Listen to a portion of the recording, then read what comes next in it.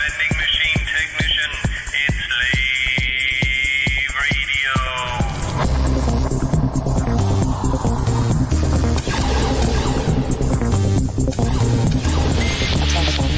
Attention. Would you like to reorder? Raider rate. Would you like pizza?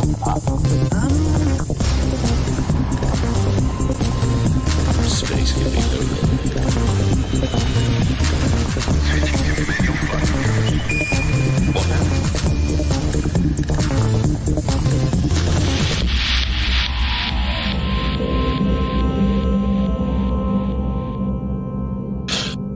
Greetings, Commanders, and welcome to episode 306 of LaveRadio, the show that likes to talk about the universe of Elite and the fantastic community that surrounds it.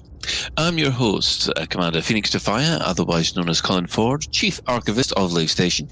And joining me in the Orange Sidewinder Bar for this episode, we have our Head of Health and Safety, Ben Moss-Woodward. I can see Frontier. Yeah, I can still see Frontier Catastrophe FO. Excellent. We also have our Inhuman Resources Director, Commander Shan. Hello. Was that supposed to be a St. Peter joke, Ben? Some what joke? A St. Peter, I can see your house from here, sort of thing. No, it's because I'm literally flying over Frontier Towers. We also have joining us in the Orange Sidewinder Bar, we have Mac Winston. Hello. Hello. And also we have to say hello to Commander Ventura, who's doing our tech for this evening. Hello.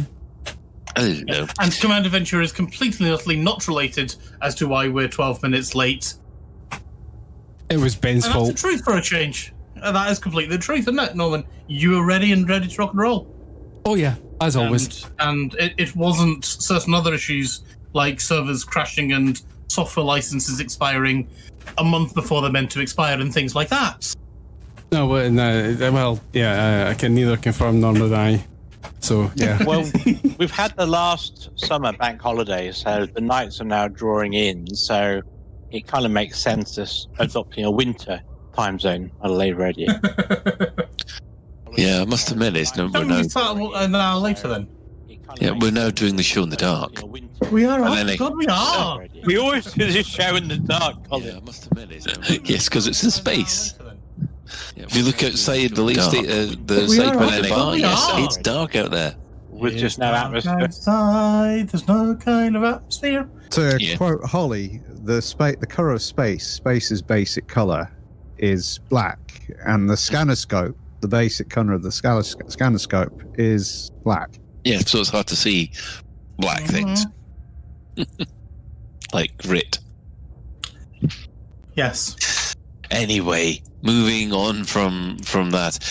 If you'd like us to join us live, we are hanging out in game. So, are we? I am flying around Cambridge at the moment. Oh, right. So we're not actually flying around in game at the moment. But you can join us on the Twitch chat channel, which you can access through laveradio.com/live and click on live chat. Or just, as I can see here, there are people who have joined us at twitch.tv/laveradio. So we'll quickly go around the team, see what they've been up to for the last week. Well, it's been a couple of weeks, really. So, Sean, how have you been? I've been very well. I haven't actually played Elite very much at all because I have been playing Flight Sim 2020 with the eldest Minishan. And I came up with a new game mode for Flight Sim 2020. Right. Because, well, eldest Minishan is fixated on detail in this game. You know, he's so into it. You know, he's flown the A220, I think it is, from Heathrow to New York in real time with his friends and stuff like that. So, you know, he's up there with it. So, but of course, I'm not really into that sim side of it. So I started off having the trolling when I was mapping the keys, like saying, where's the drop bombs key? And things like that. But then the game mode I discovered was air crash investigation. where I would crash the plane into something, and then he would then try and diagnose how the crash happened. And not pilot error then? No. Purely intentional crashing. But they say, oh, you didn't have a trim right, or your flaps weren't set right, or aeroplanes have landing gear, don't you? That sort of thing. Yeah. So basically the Shan guide in how not to fly a plane. Well, that's right. But it's what's fun is it winds him up when I do it wrong on purpose. So of course it makes it even more fun. So yeah, new game mode, PvP. Shan finding new ways to increase family harmony. Ben, it's been a while. How have you been? Yeah, I've been good. Basically, for most of August, I've been at home with the family, following escaping from Birmingham after COVID lockdowns. Lots and lots of DIY, lots of playing Minecraft with my kids, but this time actually being with them. All that kind of stuff, and then to save talking about stuff for an hour about what we've been doing, I'll just leave it there and move on, I think. But I too have been playing Flight Sim as well. But that's been more I can see my house from here and visiting places that I know from historical things, or for the sake of it, flying through the streets of Manhattan, because that's also fun. Did you drive through the hurricane? No, I've not done anything like that. Well, because you can put real-time weather, and we flew through the hurricane that was going on in real life. Okay. In the sim, and that was very cool. And as for playing Minecraft with your children, you can do that anyway. You just give them a trowel and go dig there. Yeah, but then they get their hands dirty and they get all upset and... but that's what kids do for. What's the point of having kids if you can't get them dirty? Well, they don't find little things like diamonds and so on. They find worms. But then you have their survival training and get them to eat the worms. So, yes, win-win, isn't it? Mac, please save us before this degenerates. What have you been up to quickly? I went to, for the first time since the whole COVID kicked off, I went to a music concert. We got the train on Saturday and went to see in the Villa Marina, which is like a big kind of indoor kind of venue, a Pink Floyd tribute band called Pigs on the Wing, and they were very good. I was a bit disappointed, though. They didn't do any of the really early Syd Barrett stuff. It was mostly...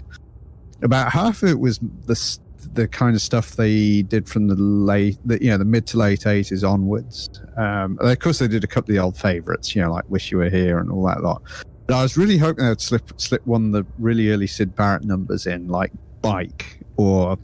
The Gnome or Astronomy Domain or one of those, but unfortunately they didn't. But yeah, it was a good show, and we had a few beers as is customary at these occasions. And yeah, it was a good night out. And also talking of, I don't actually have. I've got X-Plane, which works in VR, which I find is quite good fun with the helicopters and things. It's the only way to fly the helicopters in a flight sim, I think. Anyway, but actually I've been tinkering with actual real planes. We have a vintage aircraft to look after, and we just had the wheel brakes overhauled on it, the hydraulic, the master cylinders overhauled and all that kind of stuff. So putting that back in, which is a very awkward job, which involves lying on your back with your head under the instrument panel, doing everything at arm's reach, and swearing a lot. So it's a bit like that. And then we discovered a fuel leak, which isn't very good. So we were hoping to ground run it and to test the brake rebuild, but that's just not possible because we discovered a fuel leak, which is very bad. So anyway, we had to knock that on the head. So there's going to be more struggling and fiddling around at arm's reach under the panel again to try and get bits of the fuel system off, take them apart, replace any seals and gaskets and what have you. So anyway, these things. So really, you could do with an aircraft mechanic simulator 2020. Yes, so that would be excellent. Yes, but the thing is, the simulator would never show, because I don't know if you ever worked on your own cars or anything like that. You get the Haynes book and it says something like it gives you the step-by-step guide how to do whatever it is, and it always has something like reassembly is the reverse of disassembly. But what it never tells you about is that it says like remove such and such a thing off the track rod end, and you go and do it, and it's like caked in rust, and despite soaking it in penetrating oil for 24 hours, it takes about 1 million foot-pounds of torque to get the nut to undo, and you've only got like a spanner that the only spanner you can actually get in there is like 3 inches long, so you have absolutely no mechanical advantage over it. They never tell you this in the books, and then when the real job confronts you, it's like you think you think, oh, what do I have to do whatever it is? And so you have a look and you think, well, I've got to do this, that, and the other. That'll take me about an hour and a half. 3 hours later, you're still at it, and you're not even halfway through. I think every single job, every time I estimate a job, it's like it takes about 3 times longer. I should have learned by now. I mean, I've been doing this for years at this point, but it always gets me. The thing is, if I estimate it and then triple my estimate, it'll be triple of that anyway. So it's just sod's law, really. Lovely. So sorry, a quick question on that. So how did you learn to do this? Did you was it by trial and error? Because I'd imagine there's a lot of room for error. No, there isn't. Working on airplanes. There isn't. When I started with this, I did it under the supervision of several long-time general aviation mechanics who kind of mentored me through all the process. And yeah, you pick up a lot on the way anyway. But yeah, I mean, a lot of it's about paperwork. I've got a bunch of worksheets to write out for all this, and then I have to call my. I've been trying to. I think he was away at a flying or something, but I have unfortunately, our inspector's in England, and he can't come. Well, we can't really practically go over there, and he can't practically come over here with the border restrictions we got because of COVID. So anyway, I meant to talk to him today, but I forgot to call him. But yeah, it's basically there's like a whole community around it, and everybody kind of. Usually, what happens, you start working on something, and you have 20 people sitting around you giving you advice, and sort of generally chuckling to themselves and saying, "I'd do it this way," or sucking the air between their teeth and things like that, or making funny noises. There's a friend of mine who is a licensed AMP mechanic, and I whenever I'm working on these things, I can always imagine him like giving me disapproving looks. So Right. Anyway, So is there like an equivalent of Halfords or Quick Fit or other yes, garages are available? it's called LAS Aerospace. They're based somewhere in Devon. And That's not very catchy. You can't get quicker than LAS Aerospace. Fit. No. So you order the bits from them, and it's just internet buying stuff. But yeah, there's a few companies around, but generally, for especially vintage types like ours, usually most of the work's done in the back of a drafty old hangar somewhere on the remains of a World War II airfield. I mean, where we don't even have the luxury of electricity. I have a generator and a solar panel, and that's about it. If I want more than about 2 kilowatts of power, I'm out of luck. Right. Well, an interesting lesson in aviation mechanics, or maintenance, rather. Like, be careful with them. Personally, well, I've not been around a computer that can actually run Elite, so I downloaded Privateer from GOG just to find out if my old rose-tinted glasses were indeed smashed, because we looked at this at a retro lathe a long time ago. And surprisingly enough, after a few hours, I was starting to enjoy it again, despite all the clunky graphics and the seriously horrendous flight model. It's still not as bad as Freelancer, admittedly. That's but yeah, it's funny how the old school game really pulled you in, even though it only had 4 ships. It didn't have as much equipment, and yeah, the flight model is basically very, very restrictive. But there is still something about it that is quite fun, but it's one of these things which it took me about 3 or 4 hours to get into, where I think in the old Retro Lave episode, we only spent about an hour on it. So, yeah, my rose-tinted glasses have been repaired. So, moving on from that, we'll have a quick look at what's actually happening in game today. Well, there is a whole load of stuff going on around Leasty at the moment, but we're not quite so sure what's going on there, to be honest, and we'll probably come back and discuss that or look into it at a later time. I think it's fairly safe to say it's a delicate situation. Yes, I get the impression that some Federation things are making inroads into the old worlds, and people who like the old worlds as they are don't like it. Wasn't it the Federation, though, that has introduced Leasty Nice Juice to try and counteract the effects of Leasty Evil Juice? So, therefore, it's kind of, the battle between the two juices. So you've got your dark juice and your light juice. That's right, yes. Which side has cookies?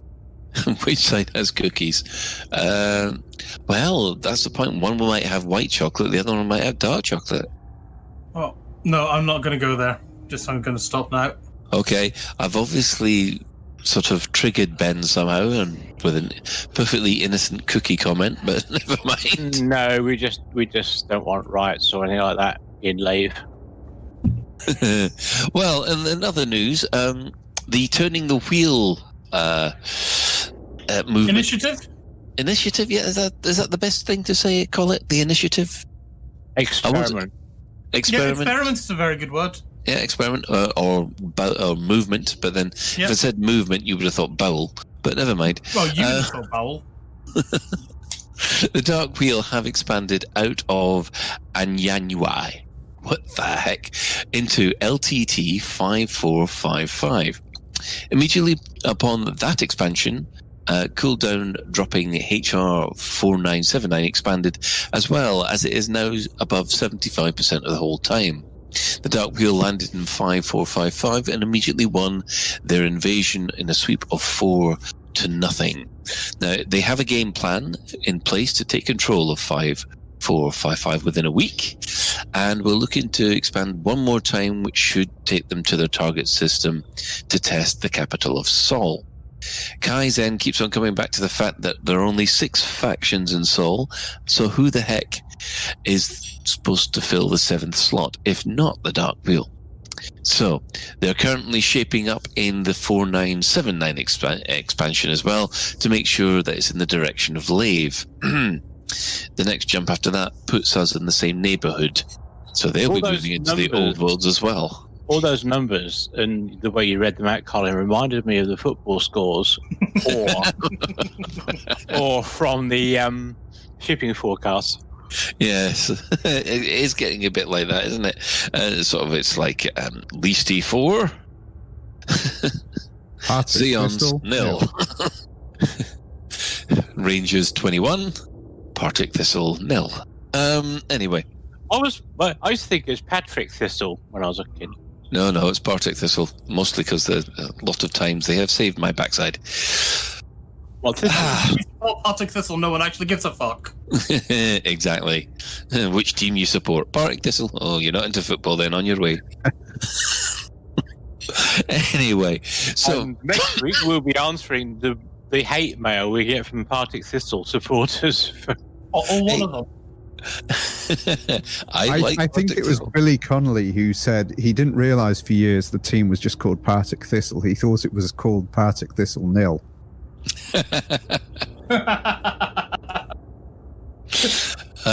Dear. Yeah. Anyway, moving on. Development news. So what have the devs been saying this week? Well, there's been nothing really new. There was an additional interview that came out on the WCC Tech website. Now, it's nothing that we haven't seen before, but there was one question that was answered, and that is there's going to be no crossplay coming as part of the Odyssey upgrade, which I think is a little bit disappointing, but not unexpected. What do you guys think of that?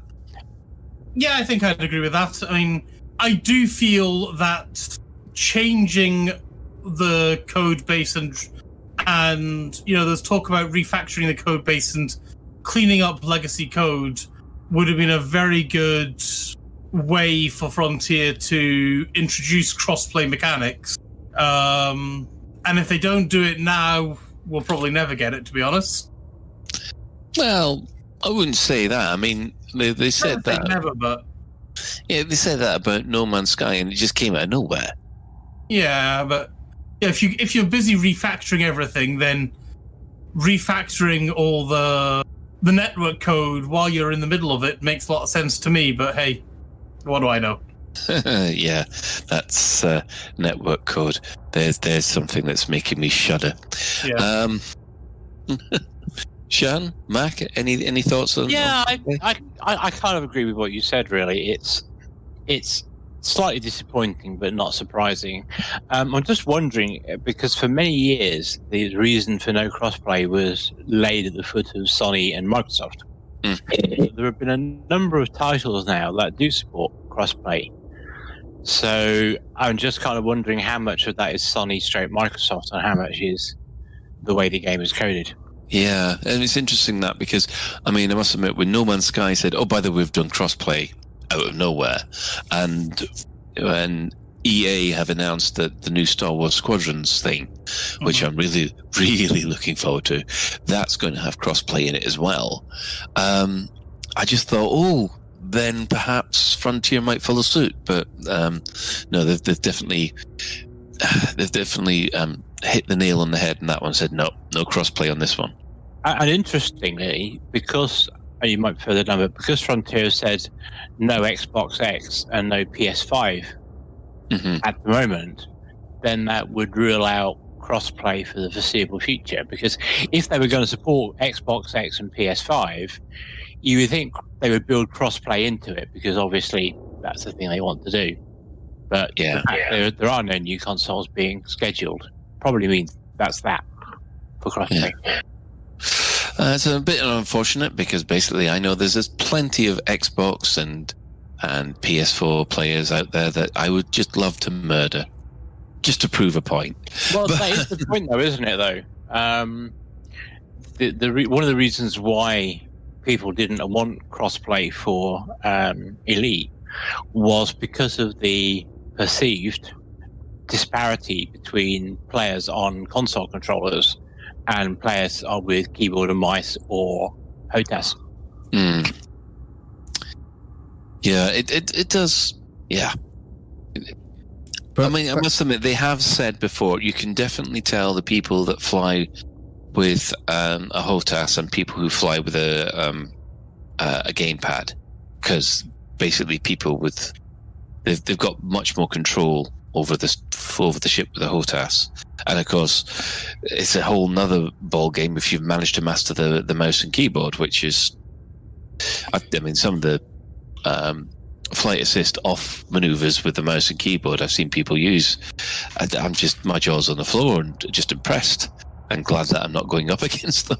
On the other hand, I've always thought that's a bit of a weak excuse, because you could say that, well, in which case, if console controls mean we can't have crossplay with PC and console because it's unfair to console players, then we also have to separate off the VR users. We have to separate keyboard and mouse from HOTAS users and so on, until we have about 50 billion different non-interacting game modes, just so people with different controllers never interact. So yeah, I've never really bought that argument myself. I would cheekily suggest that Odyssey is separating VR from non-VR. So, you could say, well, by not having VR with Odyssey, you're neutralizing the benefit of having VR and being able to look around so quickly and etc. But on the other hand, there's nothing to they haven't said they're going to separate Horizons players from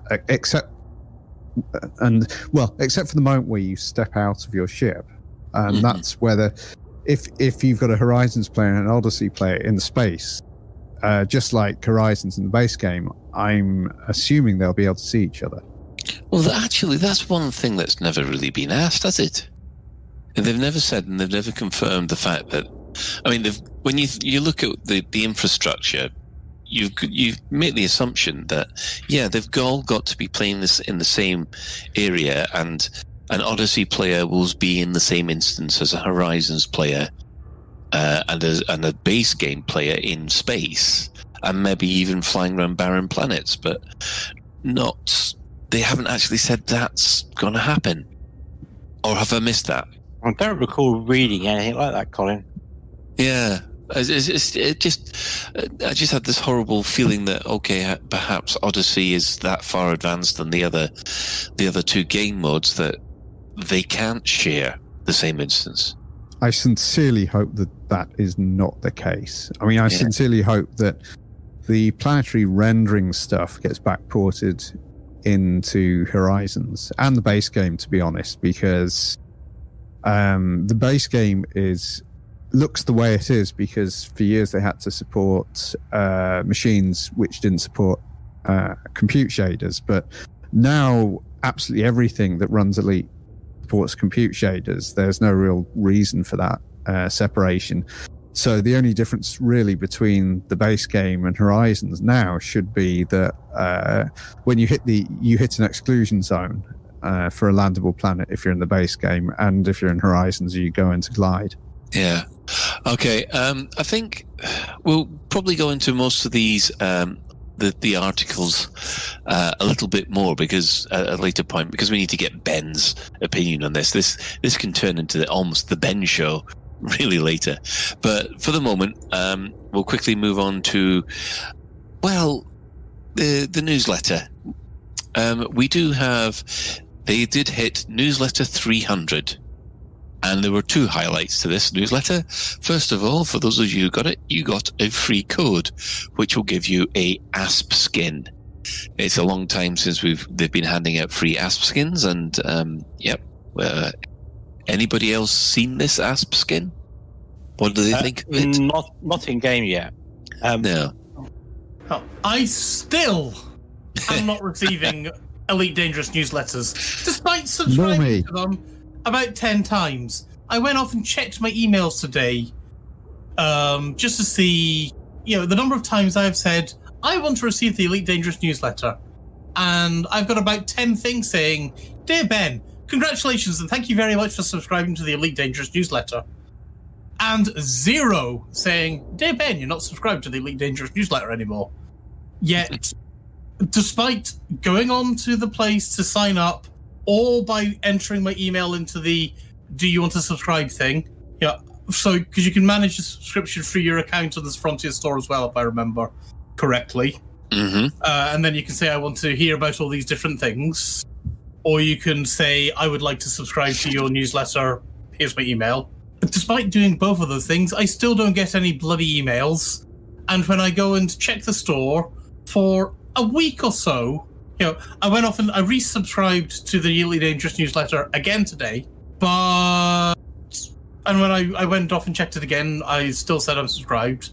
But I would not be surprised if in 2 weeks, maybe 3 weeks' time, again, I'll be unsubscribed. But we shall see. I can sell you an ASP skin, Ben, for a tenner. Nah, that's all right. Well, Is it the Scout or ASP Explorer? Oh no, it's the ASP Explorer. Okay, so it's actually the ASP that people care about. Yes. I mean, you didn't think they'd give everybody a scout? Well, Frontier could be a tight bastard and just really troll everyone. It's 15 quid now. Here, guys, here's a brilliant ASP Scout skin that you really don't give a shit about. Well, I'm giving a Cobra Mark IV skin. Oh, that sounded really bad. That was an unfortunate turn of phrase. That really was. Moving on. Welcome back to Ben, everyone. Yeah, we've missed him, but then again, we can reload. In other in-game news, the Buckyball Racing Club have a race. Colin, go on, what? You've missed the most important newsletter fact. Yeah, we're in it. Yes, and In line. we have more episodes of LaveRadio than Frontier has produced newsletters. Oh, there's an interesting point, isn't it? We've We are caught them up and episode overtaken. 306. They're on 300. Yes. So, but they're only doing it bi-weekly now. It So doesn't the matter. gap is forever widening. Yes, we're pulling away from them. I'm sorry, I'm just having to deal with that Cobra skin problem that Ben said. And it's just, oh dear. Anyway. So we can cut that bit off. Okay. I think we'll just have to. Now we're into cutting bits off. I probably should switch. Yes. What, Moving on again. we'll just cut off the bit about the Cobra Mark IV skin. Right. Okay. Let's leave that there. Move on. Right. That's what he said. Oh God. Well, I'm going to turn around to Alec Turner and company and say, well, thank you for running a Buckyball event, even as we speak. There is a Buckyball event in progress at the moment called Real Men Race in Lederhosen. That it is running and from around the beginning of this week and will end at the end of this week, I think on the 6th of September. So we will supply a link in the show notes to the rather complicated and very stringent rules that they've put in. It's wow. I'm just looking through the instructions of what you've got to do in order to qualify, and it is, yay! It's taking beer about quite a lot of places. So fair play if anybody wants to do that for from the August the 29th to September the 6th. Yes, all linking with Oktoberfest, I do believe. So. We should also mention at the moment that the Collinia speedrun competition, as pulled together by Commander Exegius. That's the one. That's one of those names that just sticks in the back of the throat and you can't get out. But is that like a Cobra Mark IV skin? Oh, just don't. Just don't. Again, they will be running this competition until Sunday, September the 6th. So, and they will announce the winners on a week today. So, yes, have a good luck. Have a good run at the Colonia Speedrun, and we'll also supply a link to the forum post in the show notes. So, after that diversion, we'll take a quick ad break, and then we'll come back with more discussions and Ben's major reactions to the dev. A line's gonna make you cry. We're never gonna say goodbye. A line's gonna tell those lies and hurt you. A line's gonna let you down. A line's gonna get you up. They're never gonna run around and desert you. A line's gonna make you cry. They're never gonna say goodbye. A line's gonna tell those lies and hurt you. We're never gonna give you up. A line's gonna let you down. Never gonna run around and desert you. A line's gonna make you cry. You're never gonna say goodbye.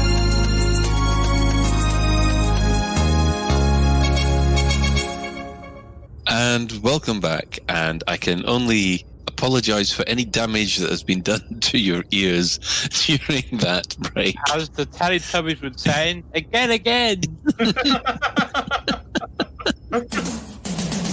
Oh, that's the first time I've ever heard that, and my ears are Bleeding? well, yes, but It was certainly interesting. Oh, it's a unique take. Wintermeter's saying it's Rick Ghastly. Or Rick Oh. Ashling. Rick Ashling. Yeah. Oh dear. Well, back to our main topic, which of course is the Odyssey dev diary that came out. Now, when it came out, we had our emergency show, but of course, one member of the crew was missing. So that's Ben. So I'd like to know, Ben, just quickly before we all dive into the detail, what was your impression? Your first impression? Were you excited? Were you oh no, disappointed, or what? If they'd called it I think other people actually I think Kaizen said this. You know, if they'd called it something like the Planetary Tech Dev Diary, they'd have been spot on. Instead, it felt like what we basically got was a marketing show saying, "Oh, look how pretty our planets are." And then during the 1 hour Twitch stream, it was nice to see David on. We got a nice bit of details on some of the stuff and things like that. So that was all nice. Mm-hmm. But the very quick version could have been better. You know, it's not what I would have called a dev diary or what is it they call I can't remember what they call them now. Their in-depth development stuff. You know, where historically we've had, this is how we literally generated the planets from the tectonic plates up, or this is the mathematics we use behind deriving Thargoid swarms. Oh yeah, I mean those were the proper dev diaries, weren't they? They were the ones that went into a great deal of depth. And so when you say dev diary, that's what I think and feel. Mm-hmm. Yeah. And that's not what we got. No. What we got was very pretty, and it was lovely to see Kay on and literally say one sentence about how ice worlds have all these stellar phenomena that we see when we look at Io and places like that with telescopes from Earth, or from as our space, as probes do various flight paths and things like that, so we can see the ejector, the cryovolcanism. I can't remember the name for it, but you've got these straight lines basically caused by dirty stuff that's thrown up, and then it just gradually rotates as gradually lands on the planet again. You've got all these things, and I'm sure we'll have the same idea for magma planets and the thin atmospheric worlds that we're getting. It was nice to see again. I think it was Kay who mentioned that science was used to generate the color palette of the sky. That was great. So, I mean, the first should have been about that. I mean, the first thing I've got to ask, I mean, did you actually feel excited by seeing the thing? Or was it a case of, I'd have felt excited seeing more of Kay. And give me an hour of Kay talking her thing, and I'd have been excited. Or, maybe 50 minutes of Kay, 10 minutes of David. Because it was lovely seeing David again and seeing his enthusiasm. That was awesome. Yeah. And then chuck on Kay for the science. And then I love Stephen, but frankly, in these cases, less Stephen, more Kay. Yeah, the things that they've done deep dives on are called the Discovery Scanners, aren't they? That's it, yes. Yeah, that's what we've had, but we haven't had one of those for about 10 months. Well, I think Stephen referred to this as a Discovery Scanner. No. Oh, is it? Yes, it is. It's Discovery Scanner / Dev Diary, one giant leap. But it didn't go into as much detail as we were hoping, really. Yeah. Now, obviously, there's other things that people would like to jump in with. Shan? Yeah, I just want to try and add a little bit of circumspection about the Discovery Scanner straight Dev Diary. Is not every Dev Diary Discovery Scanner we have had has been in detail to the same degree as the Thargoid Swarm, the DAV stuff, etc. Some of it has actually been fairly lightweight. So in terms of detail, calling it a Discovery Scanner, I personally am giving this one a bit of a pass for that, because we can only really judge it once we've seen the rest of them. But the rest of Ben's comments, I do agree with. Yeah. I mean, Shan, can you make a Norman, could you make a timestamp of that, please, and cut it out? Well, I agree with Ben. Ben is right. And that. Oh, that's taken out of context. You can't use that one. Oh dear. Anything said in the show can be said. It can be used in evidence against you. So there you go.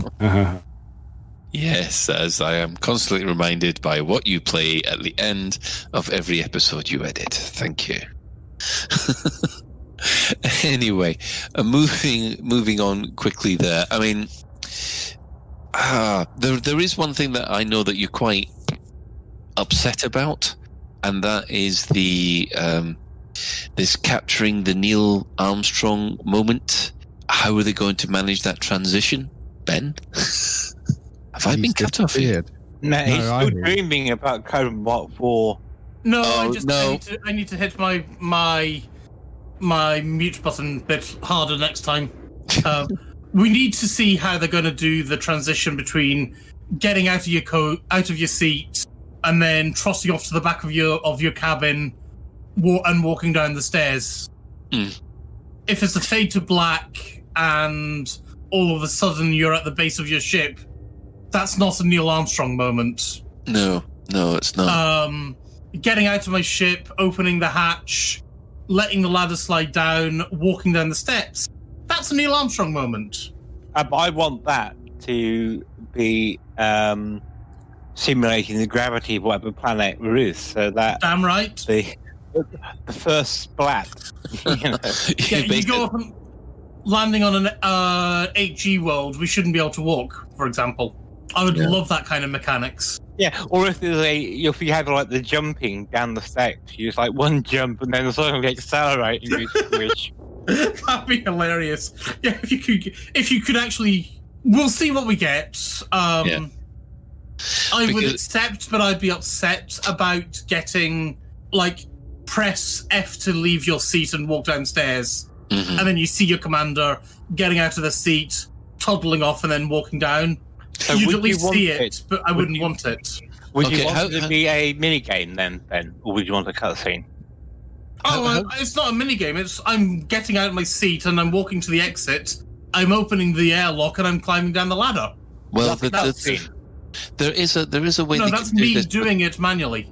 Sorry, There is Colin, a keep way. going. Yeah, there is a way that they can do this without it actually meaning walking through the whole ship. They can have it with people just standing up from their chair, walking to the exit hatch, which is some kind of turbo lift. You get in the turbo lift, there's a hum, and then you're next to the exit hatch. You might not have to walk through, they might have to restrict it just so it's kind of bridge to exit hatch, and then you walk out of your ship from the exit hatch. But if it is a fade to black, the extra disappointment is going to be they drop VR for this. Yeah. Mm-hmm.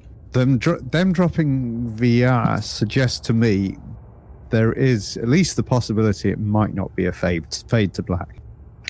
Well, I'm personally of the opinion that it's the mobility that's the issue with VR. It's moving from the seated position to actually walking about. No Man's Sky handles this in a very, it's a very different experience to play No Man's Sky walking about. I can't sit down in No Man's Sky. I've got to stand up in VR when I'm using that, because that's the way it feels it should be played. But walking, the mobility, that is. Just looking at it, I think it's so much more work than it was for the sit down version. So in VR, would you wanted to move your arms and legs up and down, mimicking climbing up and down a ladder? Well, how have they managed to do that kind of thing with in Half-Life Alyx? They've done a kind of teleporting, and they've gone the kind of grab the ladder with a controller, and that's worked quite well. I mean, unless you are wanting to actually mime, and we don't have full body tracking anyway, but if you did, you'd have to be miming all your actions, which would look incredibly silly to everybody outside. But VR does, so yeah. Yes, well, you can always tell how silly people in VR look. It's because when we were watching people play Robot Recall, Or watch the Red Dwarf episode. Yeah, exactly. I love the bit where they're on horses in that which Yes. episode it is with where it's not VR, it's something else where they're infected. Better with Than something, Life. but yeah, they're all riding horses. They all sit down, and all of a sudden they grab imaginary reins and sort of bob up and down. Yeah, it is quite scary what will have to go into the game in order to handle VR, and I think it's a little bit more complicated than just standing up and walking to the back hatch, unfortunately. I mean, moving a bit further on, you've said David had a nice sailing ship but no jumper. He did, yes. I was just, it was nice seeing what was in David's background, and I was very upset to see he wasn't wearing a jumper. I mean, I know it's the middle of summer, and it was probably about 30 degrees when this was, or 37 degrees when this was being recorded. But still, he needs a jumper, man. A bit of trivia about David Braben backgrounds. Back in the FFE days, for a short time, he was nicknamed the Brad Bin because he had some publicity shot of him, I think in a jumper actually, with this very nice bread bin behind him. And so, at least for a couple of years, he was nicknamed the Bread Bin. Fair enough. Another thing that I was just wanting to go back to the WCC F-Tech conversation interview, because they had a little bit more about the idea of starports being the social hubs. Now, this turned out to be that they seem to be They say implying, planetary ports, not starports. they seem to be implied that most of these social hubs and things will be happening down on the planets. So I really hope that's not the case, but we will see. I really hope that starports are equal citizens as planetary ports, shall we say. Yeah, starports need to be given some life. Yes. So, I mean, what would you want from the starport? Would you want to be able to walk down your gangplank into certain areas in the starport, or is it just a case of, you go to a couple of offices, maybe a bar along the side because you might be restricted? What I would like, I think, to see personally is you come out and you've got the hangar that we can all see at the moment. Yeah. And then, as you mentioned, you'd walk to an exit to that, and you'd be in essentially a turbo lift. And that would then take you to a variety of places. Right, gotcha. That's not what I would actually like, but that's what I would expect. That's what I expect. Yeah. I mean, There's certain practicality considerations here, because you consider the size of the Habring, was it 8 kilometers diameter or something like that, and about 500 meters wide. That's an awful lot of level design. If you were it wouldn't be level design; it would be level proc gen. But if you're trying to do the whole thing, so. And it's an awful long way to walk as well. It's likely to be some kind of rapid transit where you don't have to traipse through turbo lifts. Trams or whatever. So you don't have to traipse through kilometers and kilometers and kilometers to stuff to get to the social hub. I want a yellow lorry. Yeah, one of those buses. I want a red lorry. I mean, say for instance, in the station, say you're in one of the I don't know, tourist or agricultural ones. No, the tourist ones. You get in the turbo lift. Would you want to be taken to those wonderfully nice parks that they have all around the docking bay? Yeah, just go there, sit and read a book or something. I mean, is that the kind of thing you'd want? I would like a bunch of different things.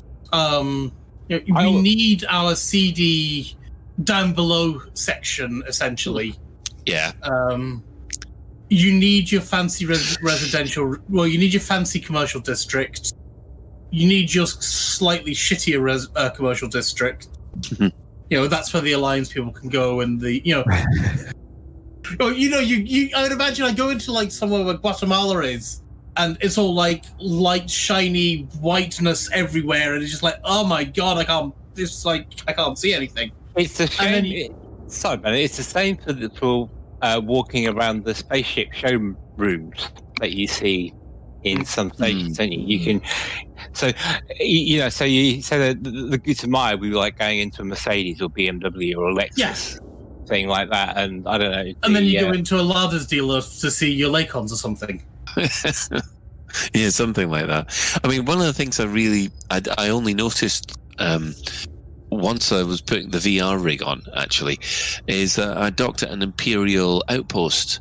And for the first time, I looked out of the side and I could see into the outpost, and I could see basically ships for sale. It looked like some kind of ship sales room. There's been ship hangars all the way back. All the way back from all the way. I remember hovering over somewhere, and it's like, okay, so somehow there's an Anaconda in the outpost showroom. Yeah, only these were, I think they were Imperial Eagles. And I'm just looking in there and thinking, I've played this game for 5 years, going on 6 if you include the alpha.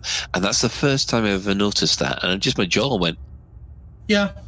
And you're saying that's been in from day one? Yep. It has. Bloody hell. It's the same as in some interiors. If you zoom around and zoom into some of the buildings, you can see the interior and see some pictures on the wall. Yep. Well, that'd be nice to walk around them. Yeah, I'm not. I feel very conscious that I'm casting aspersions on the Alliance here, and I'm really not. But you go into into various Imperial stations, and my God, they just look so shiny. You're blinded. You have to rely on the autopilot. You bask. You do bask. Yeah, and it's redonkulous. And then you just go to a normal station, and it's like, oh, thank God for that. But the interesting thing is someone spent the time to put those assets in game, in those buildings. Yeah. It was the same as the old Frontier headquarters you found, Ben. Yeah. Someone put that model in there. Although that's obviously a Easter egg. It is, but wouldn't you want to walk around Frontier Towers in... Oh, I would love to, this is what I'm saying. These turbo lifts taking you to specific zones is not what I actually want. I would love to just be able to get to that hab ring and just free walk all over it, even though I know it's absolutely ridiculously large. Or I want to drive my yellow lorry around it or something like that. Well, they've actually said that the amount of play area that would be required for that for just one ring is the equivalent of Grand Theft Auto 5. Yeah. It's got the same ridiculous. That is huge. And you know that if they manage to put that in, and it's not noticeably different in other stations, then you'll have people whinge. Of course. It's not good enough, apparently, to be able to do that. Can you imagine being able to fly a some kind of microlight or something like that around the interior rings? How awesome would that be? Oh yeah, that would be great. Yeah. Well, as a matter of fact, somebody has. This bug's probably been fixed by now, but way back when, somebody managed to get a Sidewinder to clip into it, and could actually fly around the hab ring in a Sidewinder. Yep. Yeah, because I remember that triggered a whole load of arguments about people whether it's to the right scale, and it turned out it was to the right scale. People just didn't realize how big the blooming Sidewinder is. Mm-hmm. Because, and that's one thing that people will get an impression of is the size of the ships properly. Because it's one thing driving around an SRV, it'd be another thing to actually walk around your ship on foot. Yeah, I know. Oh, remember when there was that mock-up of Elite Dangerous, like a planetary port that was done in Unreal Engine, importing the assets from the game. And even doing that was amazing. And literally all you could do was walk around your ship. But it was brilliant to see. Are you excited about that kind of... Well, that kind of thing For me, actually, I'm looking forward to it. But I mean, what? Well, one of the things I'm really looking forward to seeing is that whole get out of your ship and just look up and, to coin a phrase, look at the size of that thing. Gotcha. And then you realise you're just in a crate. And, that's like, you consider that relatively small, to be honest. You really get that in effect with VR, though, don't you? Oh, VR users have been able to get it. But, us in Pancake Lands don't. Yeah. No, they have actually mentioned in this article, they did mention a little detail about first-person shooters, and they asked whether or not the combat on foot is going to be fast arcade style or shooter, or more akin to a slower-paced tactical one. To which Luke Betterton replied, "It's kind of both. Having played it recently, it's very much up to the player to be as slow and tactical and stealthy, even if they want to. If you're very, very good, you can do that. Otherwise, it's straight on, guns blazing." So, AKA spawn camping. What do you mean by spawn camping? Well, it means you can hide somewhere and just snipe people as they come out of their ship. Ah, right, of course. Or come out of whatever the docking bay is or something.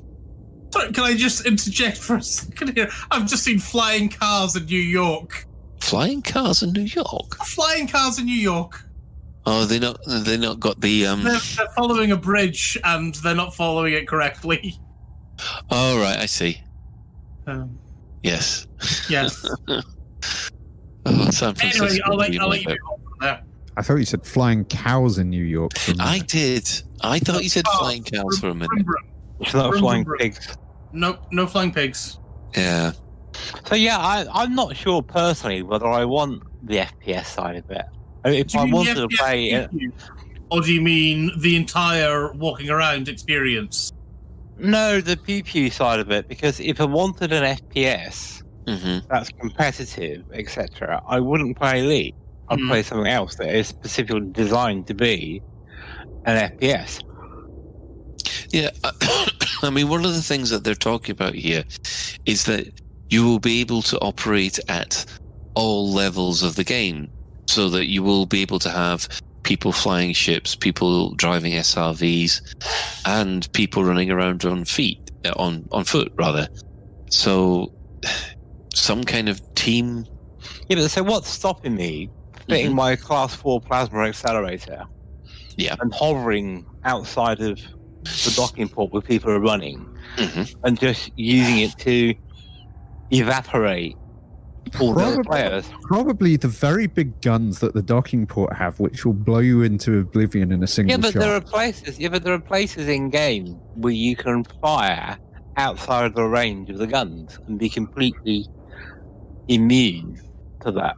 Well, I think your argument is possibly mute, because how many times have you been able to blow up a unwilling SRV from your ship?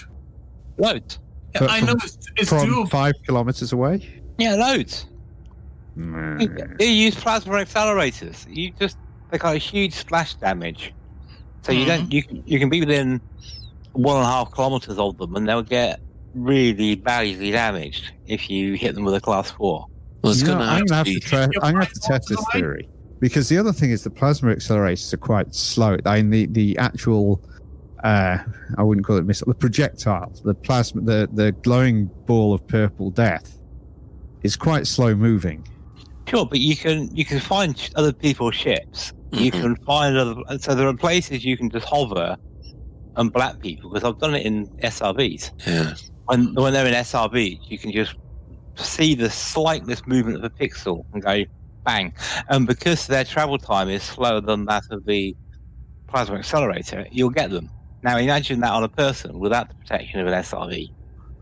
Well, I think they're going to have something in there in order to balance that out.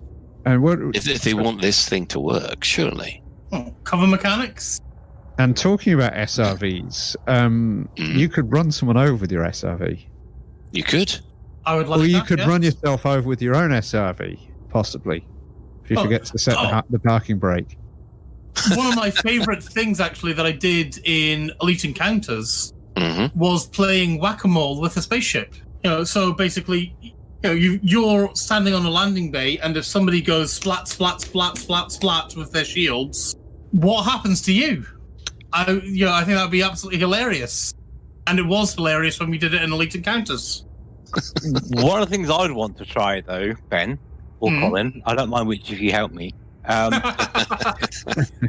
Pick your victim here, yeah? Is I put you on the top of my ship and then see how far I can lift you up. And can I launch you into orbit and have you float around in orbit on foot? Well, this sounds more like something for Alec Turner, to be honest, but I'd be up for that. Yeah, same here. We're both me and Ben will stand at the tip of your Anaconda. And Just a tip, though, Colin. Oh, for God's sake. Oh, God, no. I wish I'd chosen some other words there. Okay, at the bow of the Anaconda, and happily see if you can place us in orbit. I was going to use the word insert there, but I didn't think that would be appropriate. I've forgotten how careful I have to be with my words with Ben around. Insert into your code Mark 4. But yeah, that sort of thing we're going to want to test. Because it has an awful lot of mucking about potential, which is great. It does, especially when you want to just wipe out an entire platoon of other players just by splatting your Anaconda down on top of them. It's the ultimate belly flop. Well, yeah, I'd use a type 9 because yeah, wider area got more chance. Haven't you? But one of the things that they've said is that they want this kind of multi-level version of combat. Now, that made me think, do you think they've fixed the SRV with multi-crew issue then? Oh, God, I hope so. Because that was a limitation of the Horizons engine. So hopefully, I'm saying fingers crossed on this one, they'll have got that one sorted. I mean, will all these people have to be part of a crew in order to take part? I doubt it. I think it'll be a bit like people who run wing events at the moment. Mm-hmm. You can have multiple groups of commanders still showing up to things, and you can still see each other even if you're not in the same wing. Yeah. But we'll see. That's the point.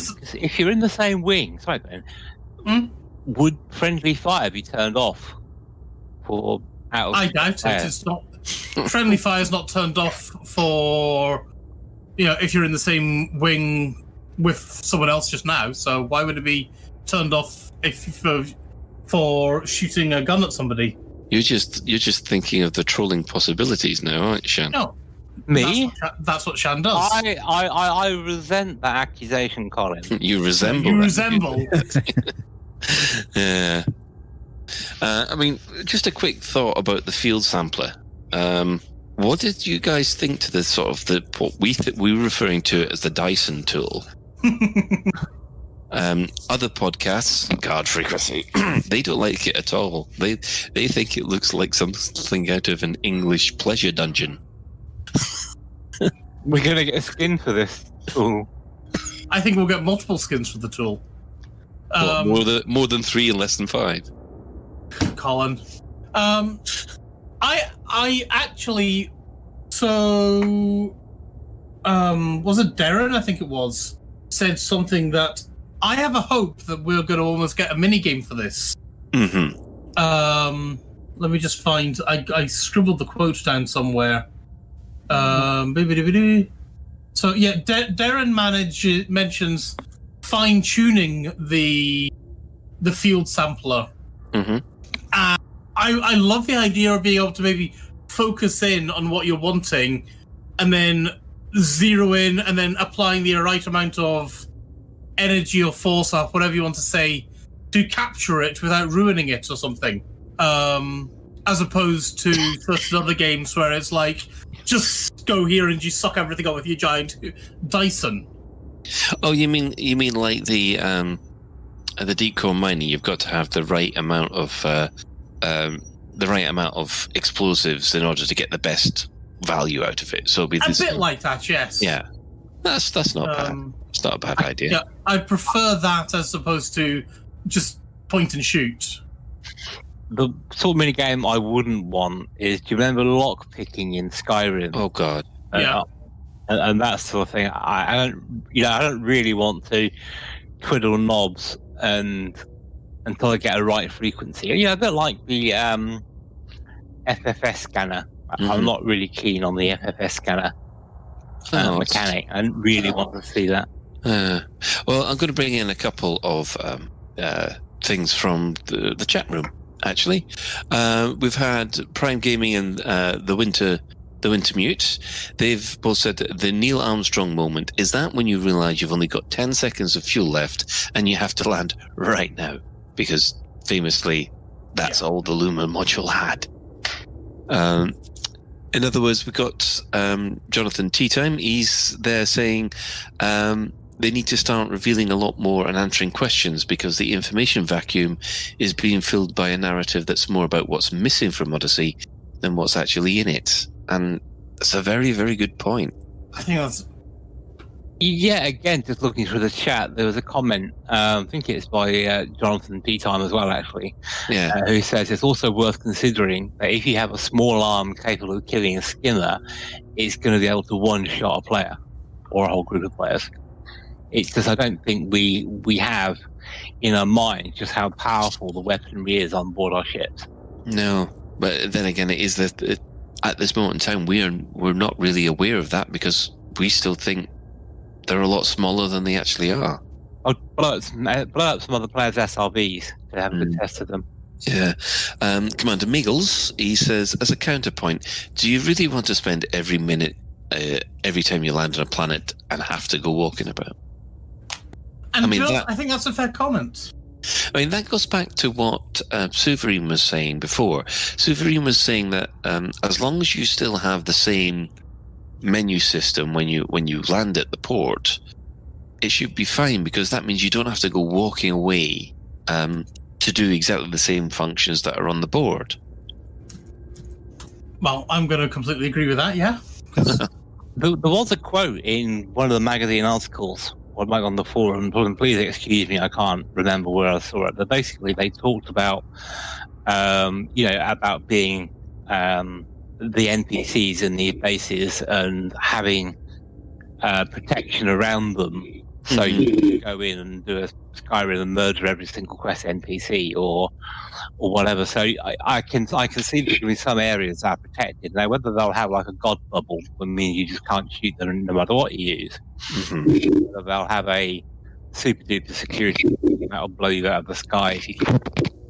I'm not sure, but they did talk about having certain areas as being safe zones to prevent players from being good.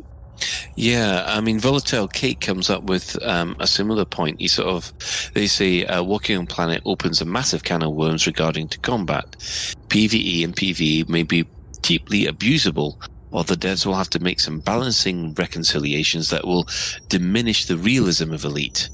I mean, he goes on to say that he plays the game, she, I do apologize, plays the game more for the simulator aspects, and they're nervous about the direction that the game is seemingly taking. I mean, I've seen a lot of people on the forums suddenly say, oh, right, it's first-person shooter, that's it, it's going to be PUBG. And I think, no, because Frontier don't want to do a PUBG. And also, I think in their interviews and things like that, they've been talking down, yes, there will be... there'll be elements of that will be fast-paced, running while guns blazing, but there's also going to be sections where if you decide to go in stealthily and sneakily, that you can just ninja your way through and science your way through that scenario. You know, there's more than one way to skin a cat, isn't there? There is. It would be nice if they've got a lot more kind of Deus Ex to approaching these missions instead of just going in guns blazing. Mm-hmm. I mean, and the Frontier have said that, so I'm not worried about that. Oh, we have a CQC, Musketeer. Musketeer from from the CQC guys. He's decided to pay a visit. Hello, Musketeer. I'd just like to say that this is probably the best. He's probably the best CQC player there is, and has killed me several times. Not that I'm bitter about it. Colin, where is it that the awesomely dangerous CQC commanders hang out? Well, they actually hang out at the Elite CQC Discord. And we will go into more details about that later in the show. Because there's one particular show open at the moment. One thing I will say about the mechanics is, unfortunately, Frontier don't seem to have the best record on stopping people exploiting gaming mechanics for their own benefit. Yes, that is true, especially when it comes to the engineering stuff and and the rest of it. What they really need to do is get a couple of evil geniuses to break it. Also, as far as the moon is concerned, surely Neil Armstrong has to have the first footfall achievement on Luna. Oh, hell yes. They've gone on about Neil Armstrong moment enough. Well, surely he's got to have that listed on the film. So, what do you put it for Earth, Adam? So, overall, Ben, as far as the Odyssey as a whole, are you actually excited for it? Well, I asked this question to everybody who on the last time, and we'd just like to know whether or not, having seen the video, are you excited about what's coming? I am excited about what's coming, but as a lot of people have said, we need to know more. But then again, Frontier have got 5 months to very, very slowly drip feed us information. There's something that I think was in the Polygon article where they didn't take back Frontier saying that we will be looking at, or then that we're not going to have walking around our ships at launch. I think it was Polygon that said that. Yeah. Polygon. Yeah, since the last article, Polygon have retracted the thing about animals. They said, no, we got that wrong. But they are standing by the fact that you can't walk around your ship. Yeah. And that worries me in so many levels. Mostly because the main thing that I've been waiting to do since this game's come out is to walk around my spaceship. Frankly, I don't give a shit if I can walk around a billion planets and pick up flowers. I want to explore my spaceship. I want to do an EVA over and take over your spaceship. I want to explore a wrecked spaceship. Yes, that would be awesome.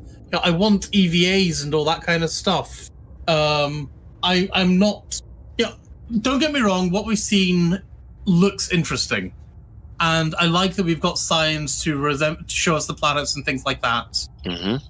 But I care far more about one man, one ship. This is my ship. What can I do with it? I want to fix it. I want to go out there with my wrench and bang on the engine until it works. I want to go out and do an EVA and repair the hull plating. So basically, you want Pulsar then, don't you? I want the Expanse. I want that kind of thing. Imagine being able to go off and run, like using your mag boots and walk over the hull of your ship, and that the hull of your Anaconda or your Corvette or your Cobra was a battlefield. How awesome would that actually be? Okay, Shan? Yeah, I was just thinking about things that Ben has been saying about his experience, and I do find it a little bit incredible that Frontier are only considering underlined walking through in your ship, because I just can't. But there must be something that prevents them doing that at the start, because surely everyone who works at Frontier, certainly everyone who's gone to LaveCon over the last 4 or 5 years, will know walking around your ship is the one thing you wanted to do. So therefore, I'm kind of puzzled as to why it's not in there, and why they are now only considering it, not actually, oh yeah, that's going to be along later. So there's no confirmation of it. It's, oh yeah, we'll think about it. Okay, Mac. Yeah, going back to the shipwrecks. Remember that scene? I think it's in the first or second episode of Firefly, where they're crawling over the wreck, salvaging. Now, there's a lot of salvage stuff already in Elite Dangerous, where you go and scoop up bits.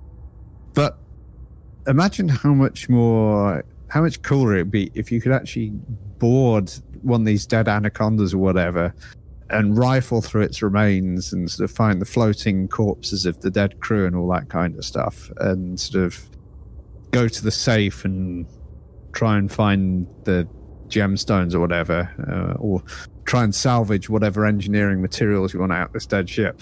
I think there's a lot of scope for gameplay in the kind of shipwreck environment. So I hope they've considered it. Okay, Shan, you have a silly idea, and then we'll finish off with Ben's final word. Of walking around your ship on mag boots, I just wonder if you could form a human chain, or even trapezing. You could swing back and forth on someone, just a bit like human fall flaps. Yeah. Anyway, Ben, you had a better idea. Sorry. I mean, what I actually think, and this is, I'm being, engaging my realistic hat on here, and I think that the reason why it looks to me like we're basically going to get, for want of a better word, a season of expansions, is because Frontier are wanting to take the time to do each feature correctly. They're wanting to take the time, get the basics of walking around down right, get walking around on the planets done right, get the planets correct. I hope we see gravity having a different effect on things. And then you see what happens when you're in 0G in maybe Q3, Q4 of 2021. I know that Frontier know we want walking around ships. I know that Frontier know that we want walking around space stations. They're not stupid, but it's baby steps, and we will see. Okay. Being a bit provocative, Ben, is... You? Never? Yeah, I was going to say, I'm not often provocative, but what you say could well be correct, and I haven't got a reason to doubt what you're saying. However, as a counter to that, my quip would be, just how much more time do they want? Because they still haven't nailed down this Neil Armstrong moment. They're still looking at the flight model for partial atmospheric flight. And we know they've been working on this since Horizons. Yeah. Right. So how much more time do they want? Well, for the moment, we don't know how much other work has gone in. We've only just seen this one slice, so we don't know how much work's gone into the social hubs, the combat, and everything else. Now, they still have, as Ben said, 5 months. We're not counting Christmas. We're not counting December, but they have technically up to 5 months to get stuff in. And I think there's enough development time there to get in the flight mechanics. But I do understand that they had to put the other stuff in first before they put in the atmosphere. Now, I'm not going to say it's a simple job, but it's a heck of a lot easier than having to do, say, for instance, the full atmospherics of what you have to deal with in Flight Simulator. So I don't think it's as big a job as some people think, although I will probably be told to eat my own hat by any of the developers that are doing it. Because, the last thing a developer wants is another armchair developer behind him going, that sounds easy, why haven't you done it yet? A fatal thing to say and all inexperienced developers do it, fatal thing to say to a non-developer is, oh, that's easy. It's a one-line code change. Oh, yes. A lot of people have fallen on that sword. Yeah. Including myself a couple of times, I think. In my younger days. I never say that now. Ah, dear. Anyway, so we're going to close this main discussion. We will come back to it, no doubt, again and again in the future. Hopefully, we might even have something new to talk about next week, depending on if there's a live stream this Thursday, because there wasn't, because it's a British bank holiday yesterday. So, moving on from there, we have our community corner. Now, we have Commander Yamak is doing the Apollo 11th 50th anniversary reunion. That's Yannick, not Yamak. Yamak is very different. I thought I said Yannick. I thought it was an N, but it could have been an N. Sorry, Colin. Well, Yannick then, Commander Yannick. We don't want to mix you up with any Commander Yamiks, do we? Yes, Yannick is not Yamix. Thankfully. So, ladies and gentlemen, non-binary folks and attendant Thargoids, it's the event you've been waiting for has finally arrived, the Apollo 11 Anniversary Expedition Reunion. So that's on September the 26th, and at the Pomesh 2C system. Does anybody know anything more to it than that? Yes, the Apollo 11 expedition was. In fact, we covered it. Yannick was on the show, both myself and Yannick, and we talked about it back when it happened. And there was a Sagittarius Eye article as well. It was actually quite a large expedition. I think it actually had about 600 or so participants. I can't remember the exact number, but it was not quite Distant Worlds 2, but still a significantly large expedition. And we had to have this huge multiple instance system on the moment of the landing, because we did a landing on some moon somewhere the very moment that the Apollo 11 limb, the Eagle, was it the Eagle? Yes, I think it was. Actually touched down on the moon. And it was an absolutely brilliant expedition. We all had a great time. A lot of people on it, because it was a relatively. It only went about a couple of thousand light years out of the bubble, so there are a lot of people who'd never explored before on it, because it's a relatively uncomplicated expedition. You didn't need great feats of engineering or anything like that. You could do it in a brand new unengineered Cobra without too much issue. And yeah, we all had a great time. So and I'm sure there'll be shenanigans and all kinds of things like that going on. Is it Pomesh or is it Pomichi? I never know how it's supposed to be pronounced, but yeah. You're asking me how to pronounce things. Yes.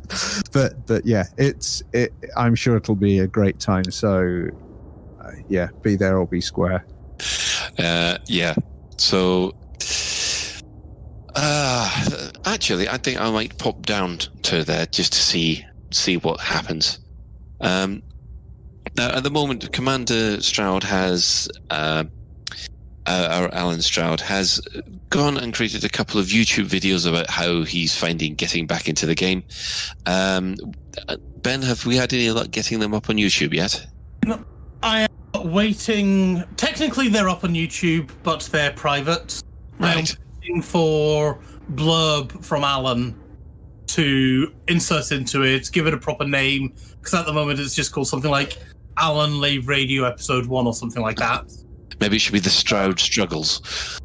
There are many things it could be called. But Alan does words a lot better than I do, so I'm letting him do his words, and then when he's done his words, I'll make them publicly available, and we'll put them up on the website as well. Yeah. And things like that. Yeah, because Alan's been doing those while the main show's been on break over the over the holidays. So we're very grateful for the content, to be honest. On the subject of more content, we have the Sagittarius Eye, issue 28. It's going to go up to a podcast on Wednesday, the 2nd of September at http://podcast.sagittariuseye.com. Now, I wonder if there's anybody around here who could give us more details. Mac. Yes, I am now the new Dread Pirate Roberts of Sagittarius Eye, in other words, new chief editor. We have had, probably most people, some people, I don't know how many. I've sort of been trying to get the next episode out. So, but anyway, we've had a bit of a change due to a lot of real life issues, which inevitably crop up. Unfortunately, we just don't have the bandwidth to do the printed edition anymore. But what we're going to do instead is now we're going to a monthly podcast. We were doing quarterly. We're going to a monthly release, so more frequent, not quite as long each episode. Because I think the last quarterly episode was over 2 hours long. So we're going to try and. I think the current one's about 45 minutes. Current one's 47 minutes, I think. Yeah, it is. 47 minutes, yeah. So we're going to a monthly format now of about 45 minutes, thereabouts, plus or minus a couple of minutes instead. So more frequent, not quite as marathon, a bit easier because we're all volunteers, so we all got to fit it in with our real life stuff. So a bit more without burning people out and that kind of thing. We're trying to keep it fun for all listeners and ourselves as well. So yeah, that's kind of the big change at our end is going to the podcast. There's also a few other things like we also get. Mac, do you want to mention that you're now the chief editor and things like that? Yes, I did say I am the new Dread Pirate Roberts of Sagittarius Eye, ACA chief editor. So yes, which has been quite instructive to me. Because I think.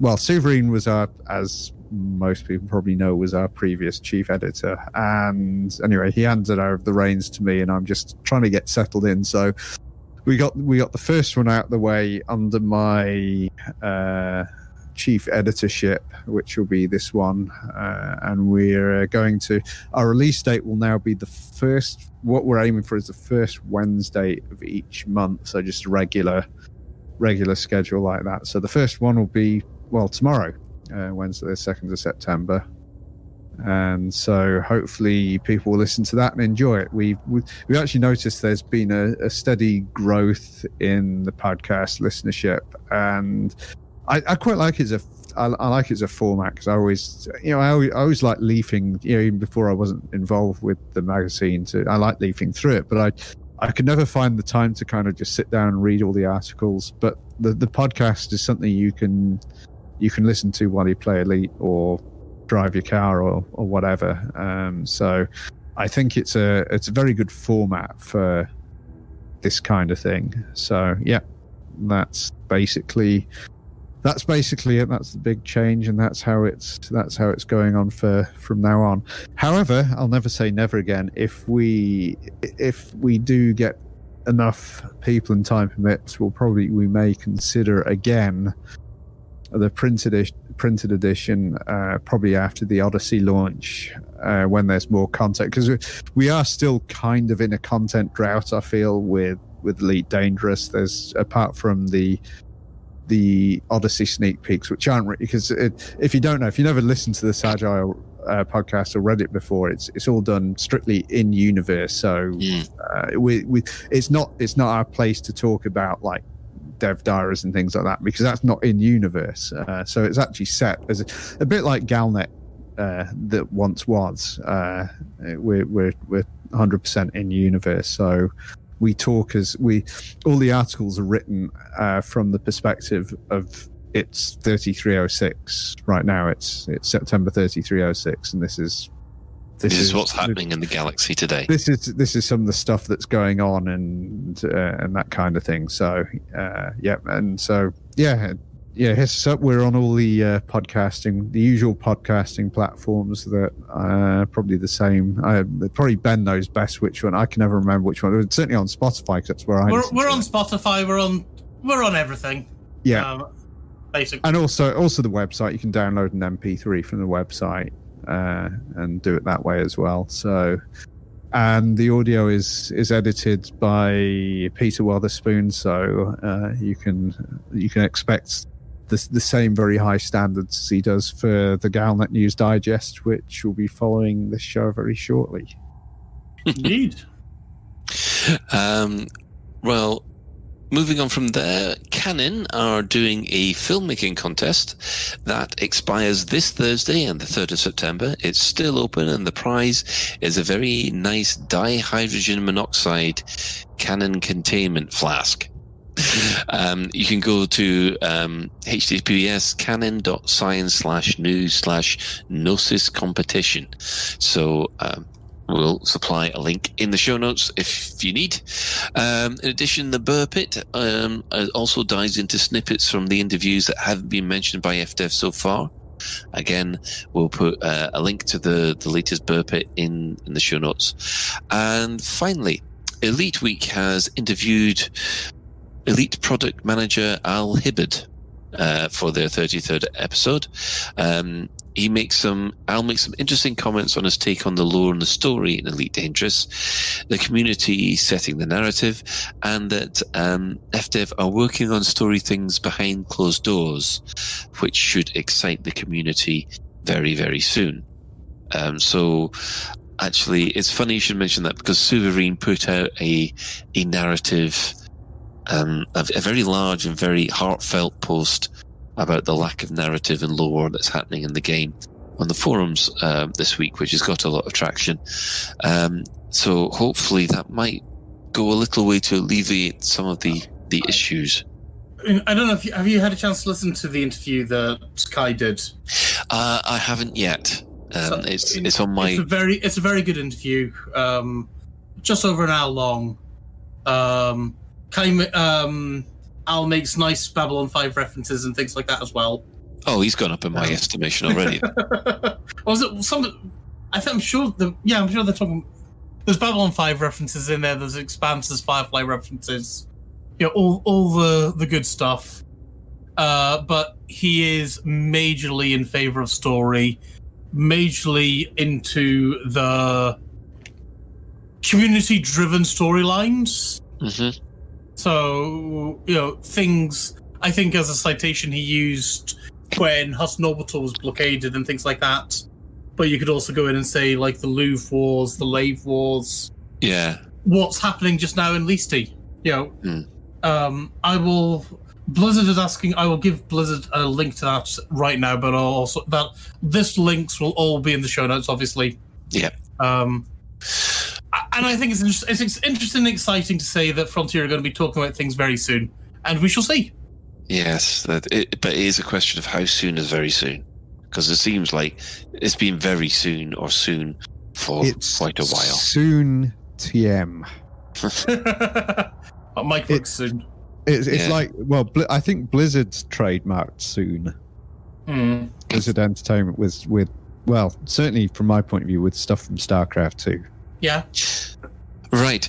Now, does anybody have any other business they'd just quickly like to touch on before we do the shout-outs?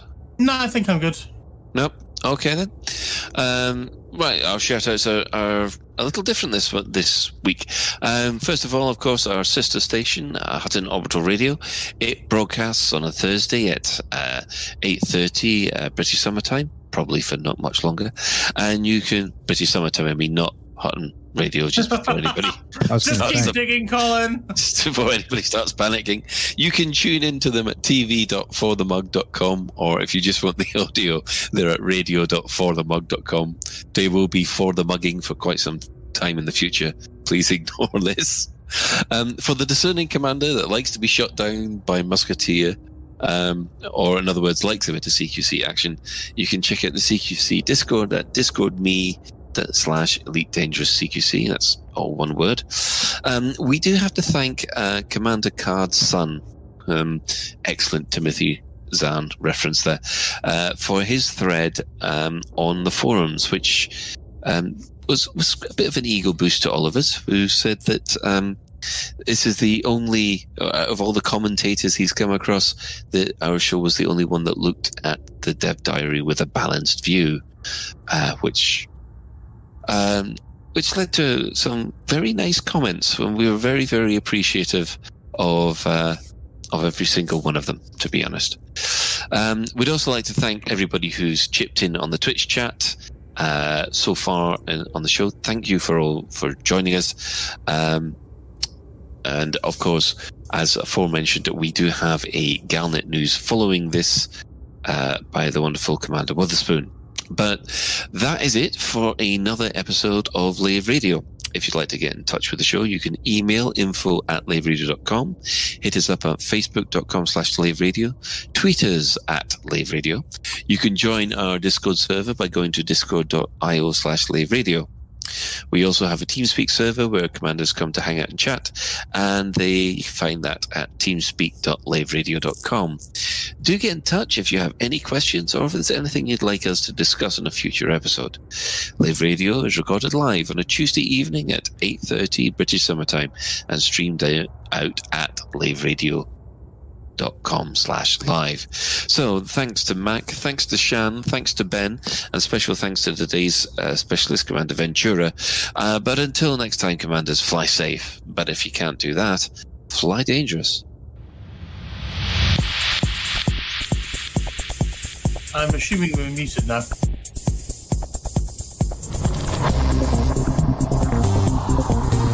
Is your life like this? Sounds like someone having an origin certainty.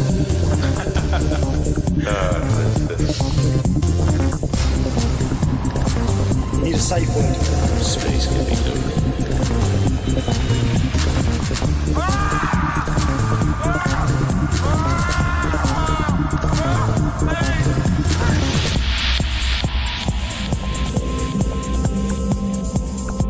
I'm going to see the galaxy.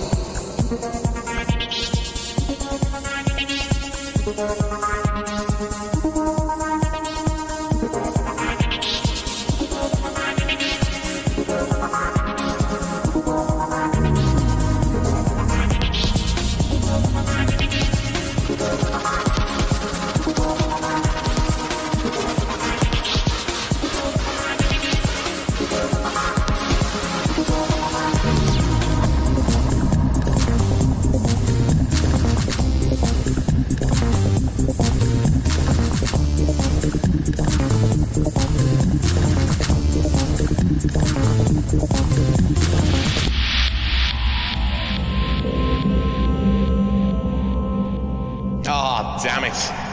No worries, guys. Hold the fort for 2 seconds. I'll be right back. According to scientists, Uranus is full of methane gas. I think you're right, though, Colin. What have you done with Shan, and when can we have him back?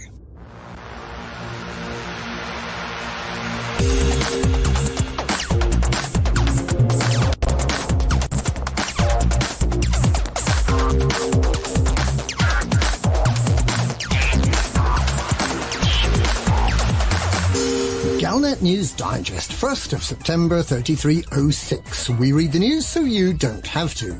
In this week's news: outside help blamed for prison takeover. Engineering advances in Colonia. French racers drive buckyballer up the wall. LCU perfects collision detection system.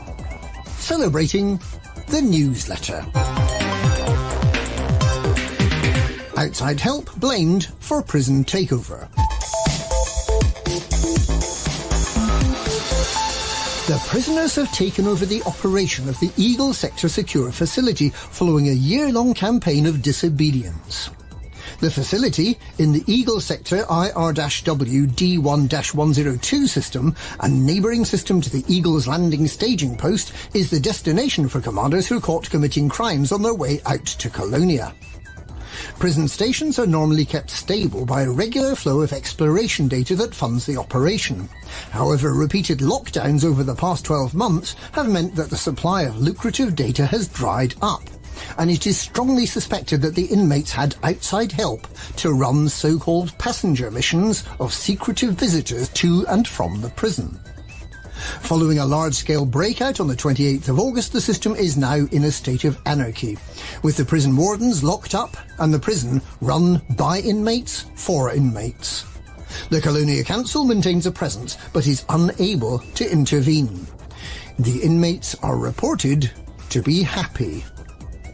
The authorities wish to speak to Commanders Rainbow, Jasin, Hajna, Woash, Rebel Scum and Hunters Killers in connection with the events at the facility over the past year. Engineering advances in Colonia.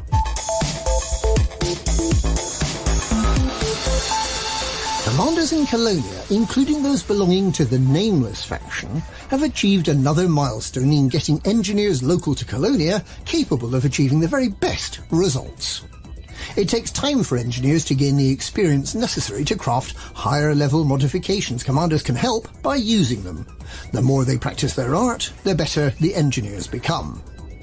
This week, Marsha Hicks gained the ability to apply Grade 5 modifications to fragment cannon, although this is so recent that it doesn't show up on Inara yet. 3 of the 4 Colonia engineers have at least Grade 4 capabilities for all their specialisms. The exception is Yuri Ishmak, who can still only manage Grade 3 for 6 module types. Commanders are urged to help body snatcher Etienne Dorn to achieve Grade 5 for detailed surface scanner, and to help Petra Olmanova to max out her capabilities with chaff launchers. French racers drive buckyballer up the wall.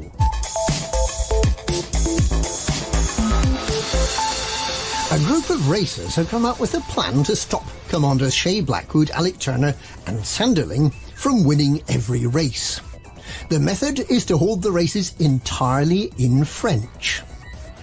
The Grand Tournoi 3306 will be held from the 7th to the 13th of September and will feature 5 exciting races in space and in SRVs. English-speaking racers won't have any idea what's going on, and the prizes will consequently go to other competitors.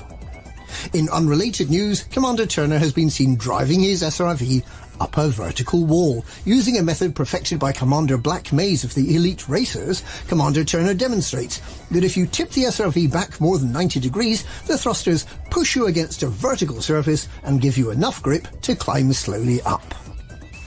And the Buckyball Racing Club is in the middle of another race to get some rare beverages for the Bavariga system. The trick with this race is that you have to work out in advance how long you're going to take, and you suffer a 30-minute penalty if you go over your self-declared time. It's called Real Men Race in Lederhosen, and it runs until the end of the week. LCU perfects collision detection system.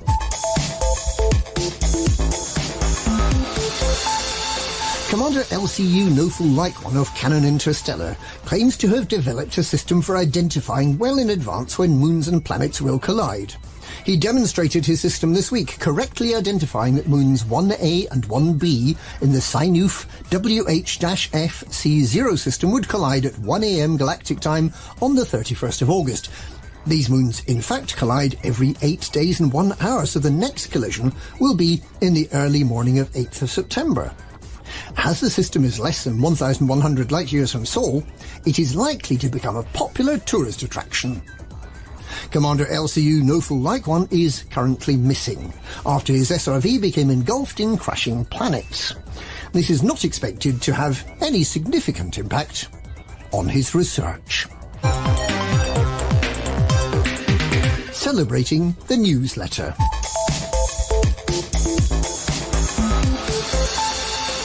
The current iteration of the Pilots Federation has now issued 300 of its bi-weekly or bi-monthly newsletter. Let's take this opportunity to look back at where it all began, the very first newsletter. The people who wrote the newsletter were keen to let commanders know what was coming and what decisions were being made on their behalf. Features included an early look at capital ships, including possible designs for Federal and Imperial capital ships. Another feature was about deciding what shape the Sidewinder cockpit should be and what ship-launched fighters should be like. The newsletter also briefly touched upon how death would be handled, something that ultimately resulted in the development of the Remlock.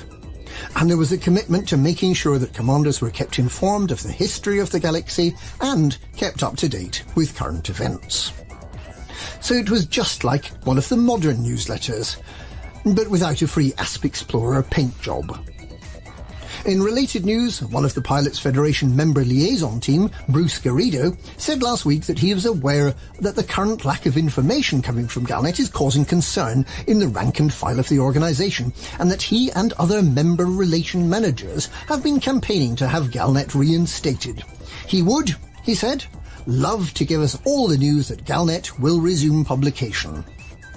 Well, let's hope that Galnet may soon be able to give us that news for itself.